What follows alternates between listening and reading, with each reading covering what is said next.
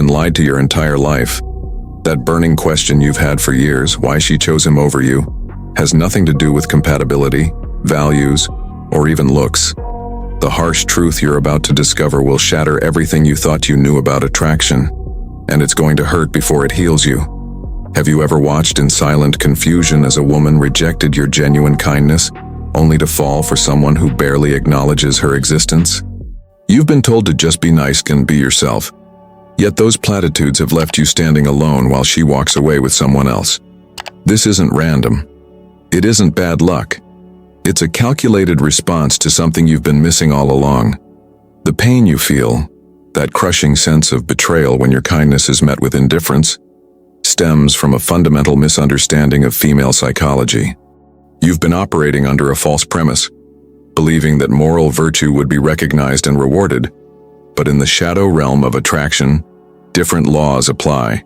Laws written not by modern society, but by the ancient architect of power himself, Niccolò Machiavelli. Today, you'll finally understand why power, not kindness, is the ultimate aphrodisiac to the female mind. You'll learn why your generosity without strength is perceived as weakness, why your availability without mystery dissolves attraction, and why your endless giving without boundaries earns you contempt rather than desire.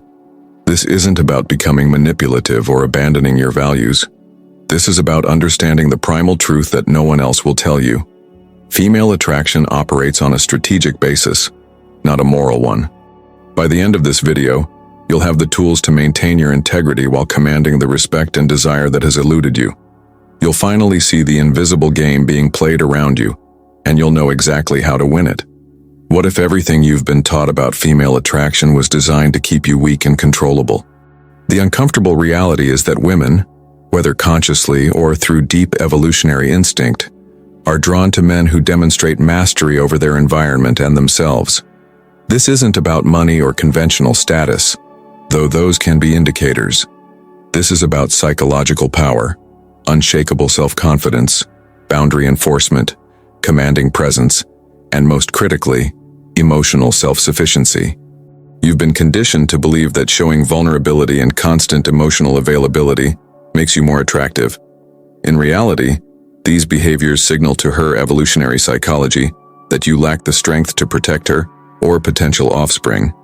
When you immediately text back, when you drop everything for her call, when you consistently prioritize her needs above your own, you're not demonstrating devotion, you're demonstrating desperation. Think about your own experience.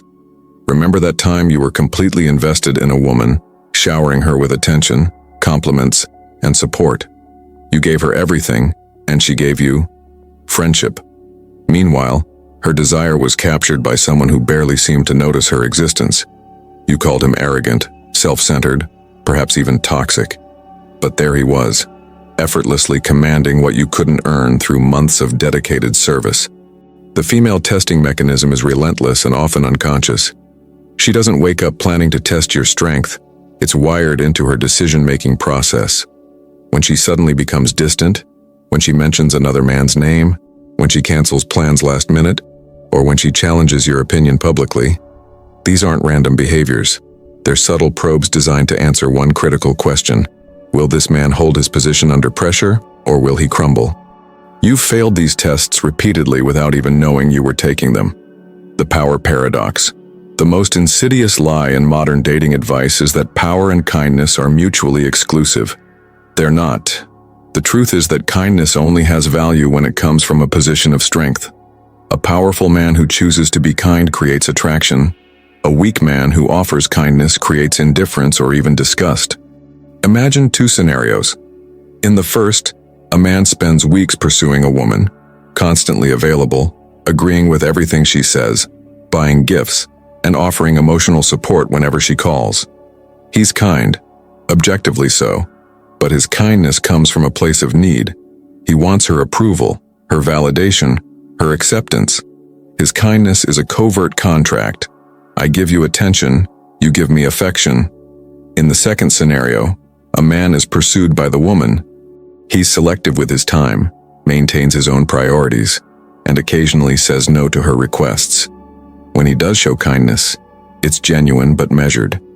a gift freely given rather than a transaction. His kindness comes from abundance rather than scarcity. Which man creates more attraction? The answer exposes the brutal Machiavellian truth. Kindness without power is servitude, not strength. You've been that first man more times than you care to admit. You've given until you were empty, only to watch her desire evaporate with each selfless act. What you failed to understand is that your kindness wasn't being rejected, your perceived weakness was. The validation economy. In today's digital landscape, the average woman exists in a perpetual state of validation surplus. Between dating apps, social media, and everyday interactions, she receives more attention in a day than her grandmother received in a month. This abundance has created a psychological immunity to basic kindness and attention. Your thoughtful message disappears in a sea of dozens. Your compliment blends with 20 others. Your availability is matched by an army of alternatives. In this environment, scarcity creates value, and nothing is scarcer than a man who doesn't immediately validate her.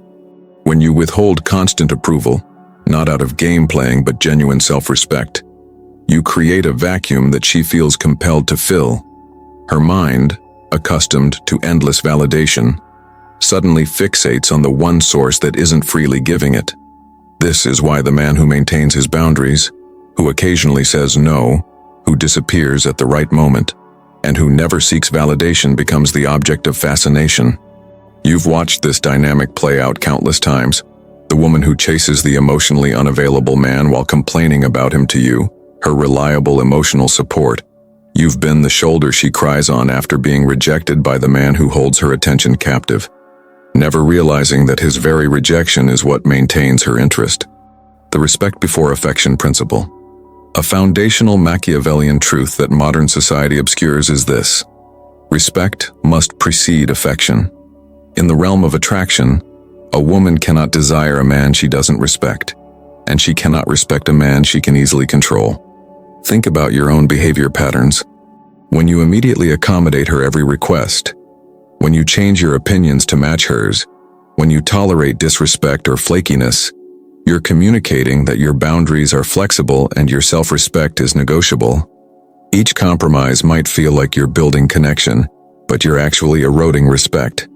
The man who respectfully but firmly stands his ground, who walks away from disrespect, who maintains his principles even when inconvenient, who puts himself first when appropriate, communicates something powerful. He values himself. And what we value ourselves, others tend to value as well. This isn't about being rigid or uncompromising. It's about having a core self that remains unmoved by external pressure. It's about being the oak tree that bends with the wind but remains rooted in place, not the leaf that's blown wherever the wind decides. You've seen the difference in how women respond to men with unshakable self-respect versus men who are perpetually seeking approval. The former creates fascination, the latter, familiarity, and often contempt. Now we arrive at the central revelation, the cornerstone of female attraction that explains everything you've witnessed but couldn't understand. Women are not attracted to kindness or cruelty specifically. They are attracted to emotional polarity and the tension it creates. This is the master key to the female psyche that Machiavelli would have recognized instantly. The mistake you've been making isn't being too kind. It's being too predictable, too safe, too emotionally flat. You've created comfort without tension, security without excitement, stability without mystery. The Machiavellian truth is that attraction requires emotional contrast. When you're consistently available, unfailingly supportive, and predictably kind, you remove all tension from the dynamic. You become emotional wallpaper, present but unnoticed. Without peaks and valleys in your interactions, her emotional landscape becomes a boring flat line. This explains why the hot and cold man, the one who is intensely present then mysteriously absent, passionately engaged then frustratingly detached, captures and maintains her attention even when she consciously dislikes these qualities. He's creating emotional volatility, and volatility demands attention. Think about your own emotional response to certainty versus uncertainty. Which movie captivates you more? The one where you can predict every plot point, or the one that keeps you guessing until the end? Which achievement feels more satisfying, the one handed to you, or the one you had to struggle for. The same principle applies to attraction. What comes too easily loses value. This is why women will complain about the very quality that attracts them. She'll say, "I hate that he doesn't text back right away." While obsessively checking her phone for his response, she'll claim, "His emotional unavailability frustrates me."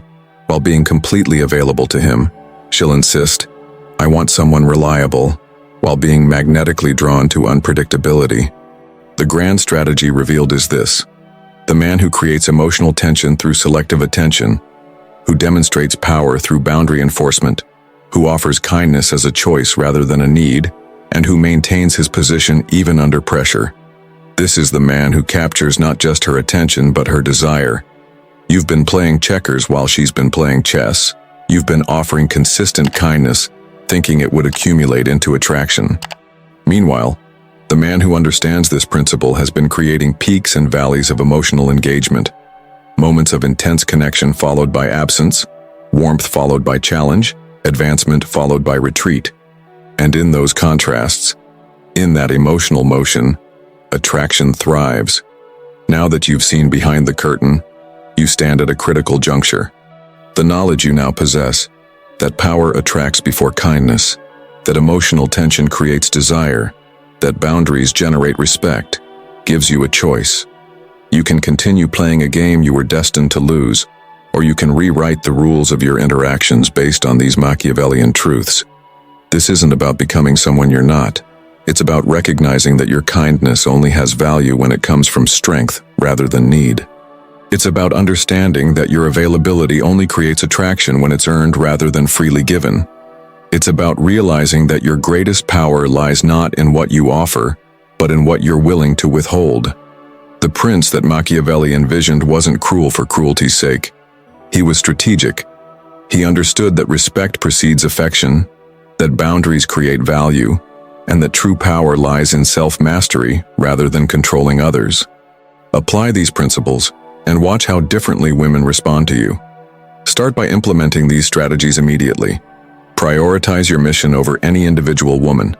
Enforce your boundaries without apology. Offer your time and attention selectively rather than freely. Be generous from a position of strength, not as an attempt to purchase affection. Create emotional contrast through unpredictability and selective engagement. Most importantly, become the prize rather than the pursuer. The true Machiavellian seducer doesn't chase, he attracts. He doesn't convince, he intrigues.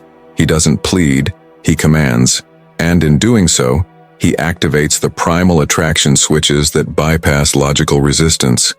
You've spent years wondering why your kindness went unrewarded while watching less deserving men succeed effortlessly.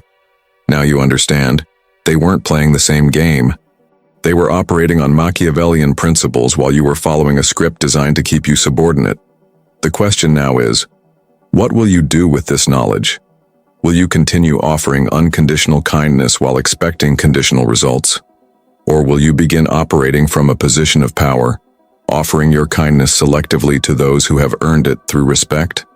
I want to hear your experiences. Have you noticed this dynamic in your own relationships? Has your kindness been met with indifference while watching women chase men who offer less? Share your stories in the comments below. If this revelation has shifted your perspective, hit the like button and subscribe to the channel. We're just scratching the surface of these hidden truths that nobody else will tell you. Check out our previous videos on female psychology and Machiavellian principles. Each one reveals another piece of the puzzle you've been missing.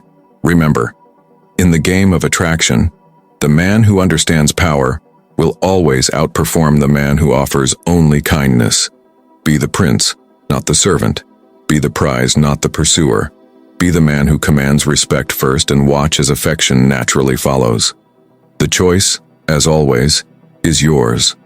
But now at least it's an informed one.